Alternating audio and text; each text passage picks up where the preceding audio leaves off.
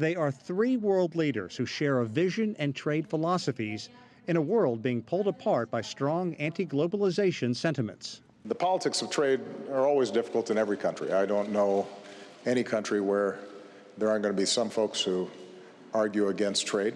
U.S. President Barack Obama, Mexican President Enrique Pena Nieto, and Canadian Prime Minister Justin Trudeau say they want to find a way to push through the 12-nation Trans-Pacific Partnership, or TPP, and further develop the 22-year-old North American Free Trade Agreement known as NAFTA.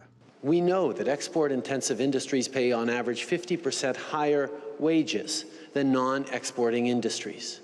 We know that trade leads to innovation and opportunities for communities, for individuals, for workers.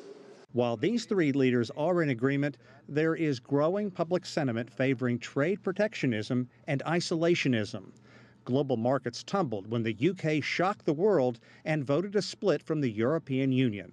And in the United States, presumptive Republican presidential candidate Donald Trump and his Democratic counterpart Hillary Clinton both want to scrap plans for the TPP. Trump also wants to build a wall between the U.S. and Mexico and do away with NAFTA, saying it is costing the U.S. jobs and money. There are times that what one has not been valued enough until you lose them. U.S. President Barack Obama says all three leaders share the same concern that, in his words, ordinary citizens have about globalization, the rich getting richer, and a potential economic breakdown while the 1% thrive. Because the fact is that as the global economy is integrated, what we've seen are trend lines across the advanced economies of growing inequality and stagnant wages. And Obama says withdrawing from trade deals is not the answer.